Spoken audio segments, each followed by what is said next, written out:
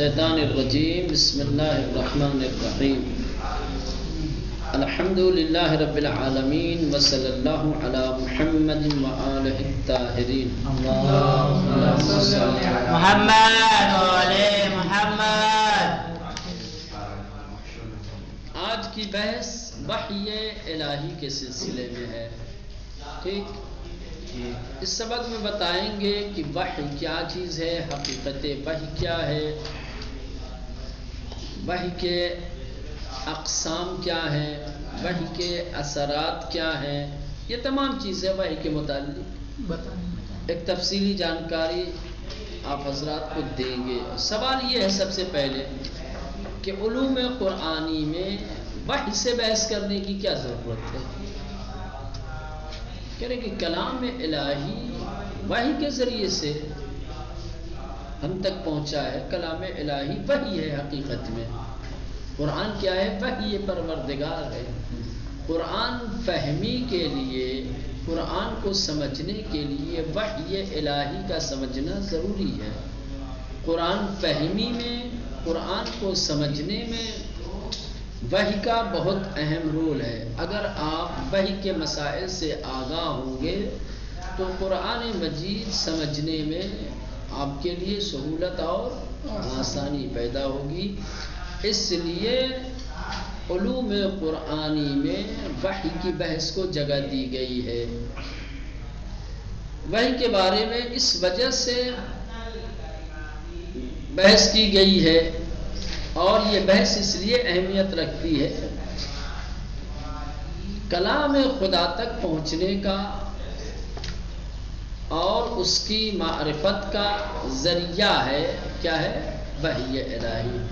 کلام خدا تک پہنچنے اور کلام خدا کو پہچاننے، اس سے آگاہی حاصل کرنے کا بنیادی ذریعہ کیا ہے؟ وحی پروردگار ہے. کہہ رہے کہ علوم قرآنی کی سب سے اہم اور بنیادی بحث شاید وحی سے ہی متعلق ہو. جو شخص کلام الہی سے مثلا کہ آگاہ ہو، اولا تو ممکن نہیں ہے کہ وحی کو نظر انداز کر کے وحی سے بے خبری کے بعد کلام الہی کو سمجھا جا سکے. لیکن اگر بالفرض کوئی کلام الہی سے آشنا ہو، کلام الہی سے آگاہ ہو، لیکن حقیقت وحی سے واقف نہ ہو، تو ایسا شخص قابل واقعاً کہا جائے گا کہ بھئی یہ کیسا بندہ ہے، کلام الہی جانتا ہے لیکن وحی الہی سے بے خبر ہے. کیونکہ اس کی بنیاد یہی ہے. ایک بات. دوسری یہ کہ وحی جانتے ہیں، جیسا کہ وحی یعنی کلام پروردگار. کلام پروردگار کیا؟ یعنی رسول خدا صلی اللہ علیہ وآلہ وسلم کی حیات طیبہ اور آپ کی زندگی میں جو 23 سالہ رسالت کی زندگی ہے، جو نزول قرآن کی زندگی ہے. ایسا تو ہے نہیں کہ پورا قرآن ایک مرتبہ نازل ہو گیا ہو. قلب پیغمبر پر جو قرآن آیا ہے، نازل ہوا ہے، وہ تدریجی ہے. ٹھیک ہے، جہاں جس موقع پر جس پیغام کی ضرورت ہوتی تھی، اللہ بصورت وحی اپنا پیام آیتوں کی شکل میں بھیجتا تھا. جبرائیل امین نازل ہوتے تھے، یعنی وحی الہی آتی تھی. کہاں سے؟ ملائے اعلیٰ سے، عرش اعظم سے، بلندی سے. فرض کر لیں کہاں آتی تھی؟ زمین پر. یعنی وحی الہی ملائے اعلیٰ، اور اس کو کہتے ہیں آپ ملائے سفلا، یا اس کو کہتے ہیں یہ مادی دنیا. ملائے اعلیٰ مادی دنیا نہیں ہے، سمجھ رہے؟ وہ ایک معنوی اور روحانی دنیا ہے، اور یہ ایک مادی دنیا ہے. تو ایک معنوی اور روحانی دنیا کا، کہ جسے ملائے اعلیٰ کہا جاتا ہے، وہ ایک مادی دنیا سے کس طریقے سے رابطے میں ہو سکتی تھی؟ رابطہ کیسے ممکن ہے؟ کیا ملائے اعلیٰ کا زمین کے ساتھ رابطہ ممکن ہے؟ اور اگر رابطہ ممکن ہے تو کس طریقے کا رابطہ ممکن ہے، یہ بھی ایک اہم چیز ہے. چونکہ بہت سارے لوگوں نے اس بات کا انکار کیا کہ اصلاً رابطے کے لیے ہم سنخ ہونا ضروری ہے، سنخیت پائی جانی چاہیے. تو ایسی چیزیں کہ جن کو ہمیں آپس میں جوڑنا ہے، ملانا ہے، ان دونوں میں ایک سنخیت ہونی چاہیے. اگر سنخیت نہیں ہوگی تو آپ نہیں جوڑ سکتے. درخت کو درخت کے ساتھ قلمکاری کیا جاتا ہے، ملایا جاتا ہے، سنخیت ہوتی ہے نا. انسان کے جسم کے اعضاء کاٹ کر کے دوسرے انسان کے اعضاء لگائے جاتے ہیں، سنخیت ہوتی ہے. لکڑی کاٹ کے نہیں لگا پاؤ گے انسان کے جسم میں. ہاتھ ٹوٹ گیا تو ہاتھ کی جگہ لکڑی تھوڑی لگے، لگتی ہے، لکڑی لگتی ہے. مسئلہ ایسے ہی یہ سنخیت کا ہونا ضروری. کہاں ملے اعلیٰ ایک روحانی دنیا اور کہاں یہ عالم سفلا، کہاں یہ مادی دنیا. سمجھ رہے ہیں؟ دونوں کی حقیقتوں میں بڑا زمین آسمان کا فرق ہے. یہ دونوں میں رابطہ کیسے برقرار ہو سکتا ہے، اس کے رابطے کی کیفیت کیا ہے، سمجھ رہے ہیں؟ اس کو بھی جاننا ضروری ہے. قرآنی تعلیمات میں اس کا بھی بڑا اہم رول ہے. ہاں. اب اس سے قرآن میں کیا ہے، غور و فکر کی راہیں ہموار ہو جائیں گی، قرآن فہمی آپ کے لیے سہل اور آسان ہو جائے گی. لہذا اب یہاں سے وحی کے معنی، وحی کے لغوی معنی کیا ہیں، ٹھیک ہے. کہہ رہے ہیں کہ لغت کے اعتبار سے، لغوی اعتبار سے وحی کے مختلف معنی بیان کیے گئے ہیں. جب آپ لغت کی کتاب اٹھائیں گے اور کلمہ وحی کا معنی تلاش کریں گے تو لغت میں آپ کو وحی کے مختلف اور الگ الگ معنی نظر آئیں گے. اشارہ، کنایا، پیغام، چھپی ہوئی بات، خفیہ اور سری اطلاع، تیزی اور جلدی سے، یا ہر وہ چیز جو کلام، تحریر، پیغام یا اشارے کے طور پر دوسروں سے چھپا کر کسی کو سمجھائی جائے. دوسروں سے چھپا کر کسی بھی طریقے سے اگر کوئی بات دوسرے کو بتائی جاتی ہے، سمجھ رہے ہیں، تو اسے وحی کہیں گے. میں آپ کو اشارے کے ذریعے سے، پیغام کے ذریعے سے، لکھ کر کے، زبان کے ذریعے سے، کسی بھی طریقے سے اگر میں ایک بات آپ کو بتاتا ہوں اس طریقے سے کہ دوسرے اس سے آگاہ نہ ہو پائے سوائے آپ کے، تو اس کو کیا کہیں گے؟ وحی کہتے ہیں. تو یہ وحی کے اتنے سارے معنی ہیں. اشارہ، کنایا، پیغام، چھپی ہوئی بات، خفیہ اطلاع، بڑی تیزی اور سرعت کے ساتھ جو بات دوسرے تک منتقل کر دی جائے، سمجھ رہے؟ خاص طور سے یہ کہ دوسروں سے چھپا کر جو بات کسی کو تحریر کے ذریعے، پیغام کے ذریعے، اشارے کے ذریعے، کلام کے ذریعے سے بتا دی جائے، اسے کیا کہا جاتا ہے؟ وحی کہا جاتا ہے.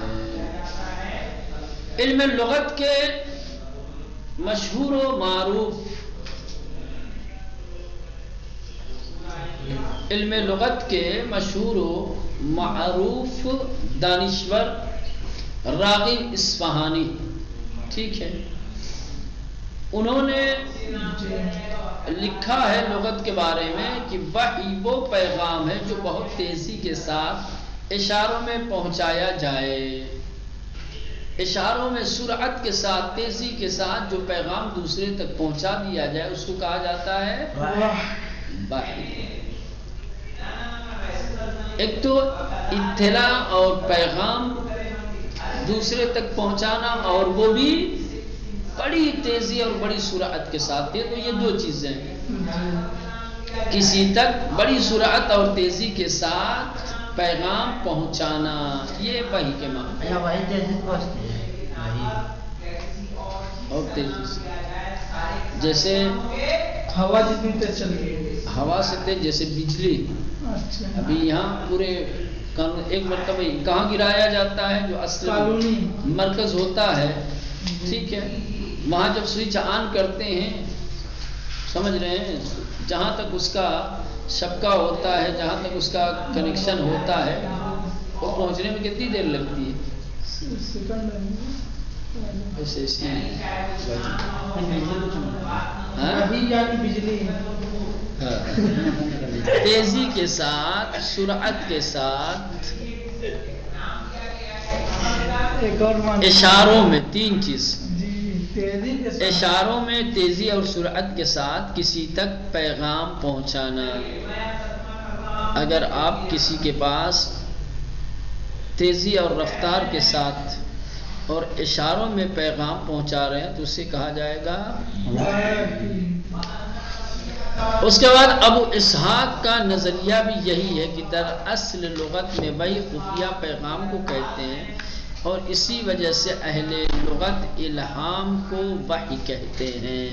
کہہ رہے ابو اسحاق کا نظریہ بھی وہی ہے جو نظریہ راغب اصفہانی کا ہے۔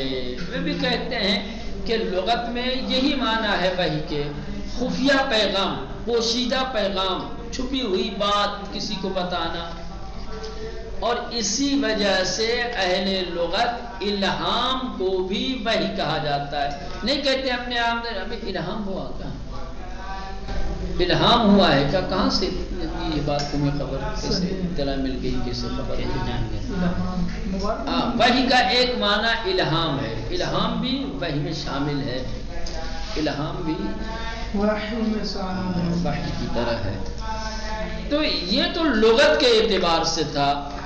لغت کی کتاب میں کلمہ وحی کے یہ معنی بیان ہوئے ہیں۔ قرآن مجید میں بھی یہ لفظ استعمال ہوا ہے۔ تو اب سوال یہ ہے کہ قرآن مجید میں کلمہ وحی کن معنوں میں استعمال ہوا ہے؟ کیا یہی لغوی معنی جو اوپر بیان ہوئے ہیں؟ قرآن میں بھی کلمہ وحی انہی لغوی معنی میں استعمال ہوا ہے یا قرآن میں کلمہ وحی کسی خاص معنی میں استعمال ہوا ہے؟ دیکھتے ہیں کہ قرآن میں کلمہ وحی کن معنوں میں استعمال ہوا ہے۔ قرآن مجید میں کلمہ وحی 4 معنوں میں استعمال ہوا ہے۔ 4 الگ الگ آیتوں میں 4 معنوں کے لیے استعمال ہوا ہے۔ البتہ یہ وہی لغوی معنی ہے پہلا جو خفیہ اشارہ، خفیہ اشارہ، پوشیدہ اشارہ، چھپ کر کوئی بات بتانا، بغیر دوسروں کی آگاہی کے کسی تک اپنا پیغام پہنچا دینا۔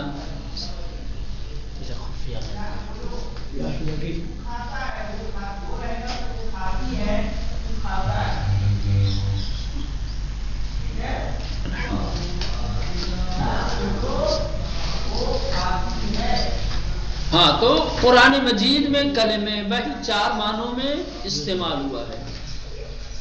پہلے جس معنی میں استعمال ہوا ہے وہ ہے خفیہ اشارہ، پوشیدہ اشارہ، ٹھیک ہے؟ یہ تو وہی لغوی معنی ہے۔ لغت میں بھی آپ نے دیکھا ابھی اوپر کہ لغت میں وحی کا ایک معنی کیا ہے؟ اشارہ، خفیہ بات کسی کو بتانا۔ تو گویا اگر قرآن میں کلمہ وحی خفیہ پیغام کے معنی میں یا خفیہ اشارے کے معنی میں استعمال ہوا تو وہی لغوی معنی میں گویا استعمال ہوا ہے۔ ہاں، تو حضرت زکریا علیہ السلام کے بارے میں خاموشی کا روزہ رکھنے کی منظر کشی اس انداز سے ہوتی ہے۔ فخرج على قومه من المحراب فأوحى إليهم أن سبحوا بكرة وعشيا۔ سورہ مریم کی آیت نمبر 11 ہے جس میں حضرت زکریا علیہ السلام کی بات اور ان کی گفتگو کی گئی ہے۔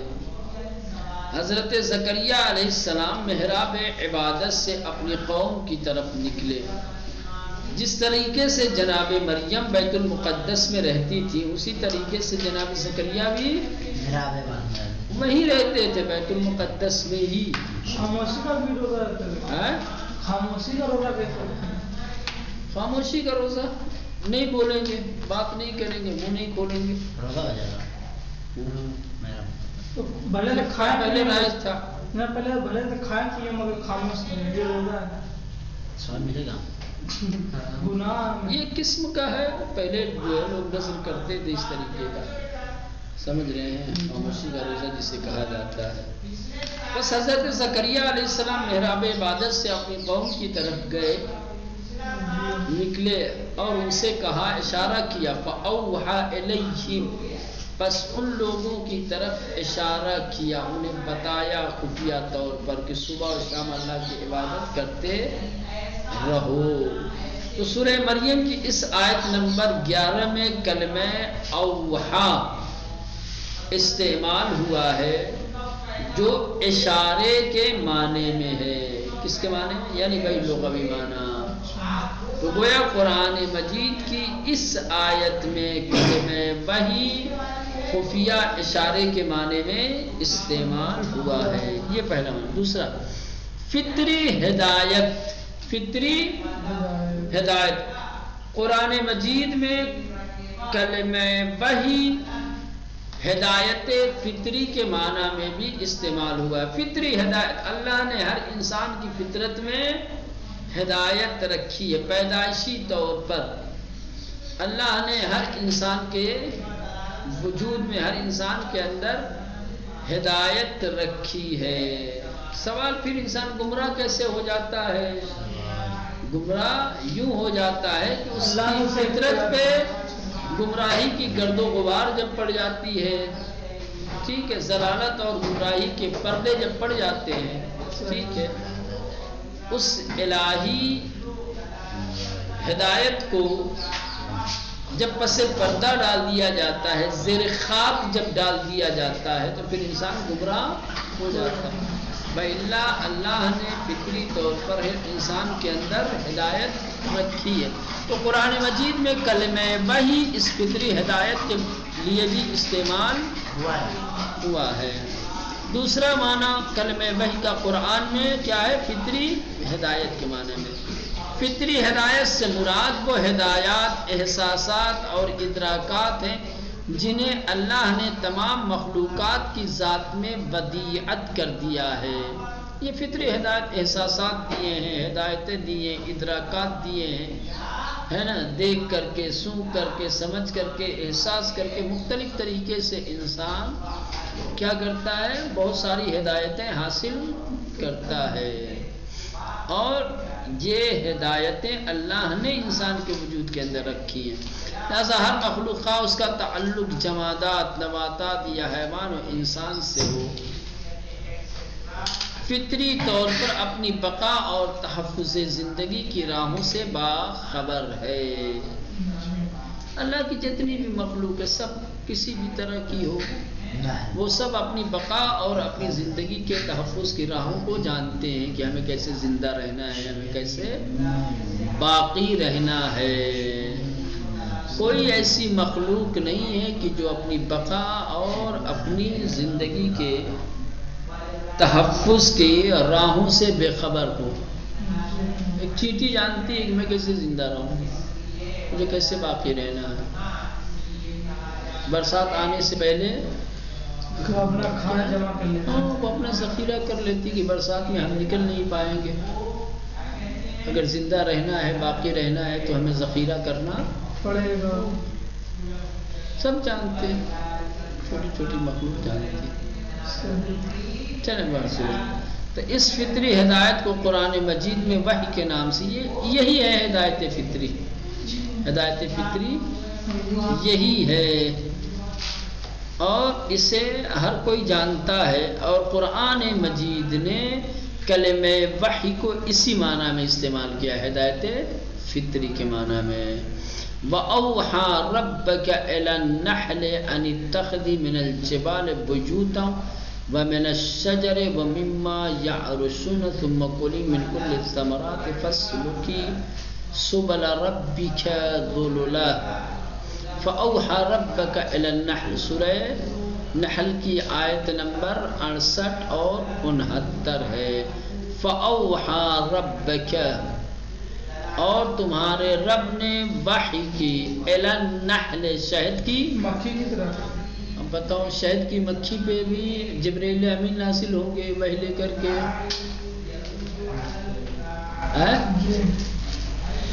جبرائیل امین جس طریقے سے قلب پیغمبر پہ وحی لے کر کے نازل ہوتے تھے اترتے تھے کیا شہد کی مکھی کے پاس بھی ویسے ہی وہی نا یہاں وَأَوْحَى رَبَّكَ إِلَى النَّحْلِ یعنی اللہ نے شہد کی مکھی کو بتایا اس کے وجود میں ہدایت فطری کو ڈالا رکھا کہ وہ پہاڑوں پر اپنا گھر بنائے کیا ہے پہاڑوں پر اپنا گھر بنائے پیڑ پودے سے اور دوسری تمام چیزوں سے پھلوں سے پھولوں سے رس لیں اور پھر کیا ہے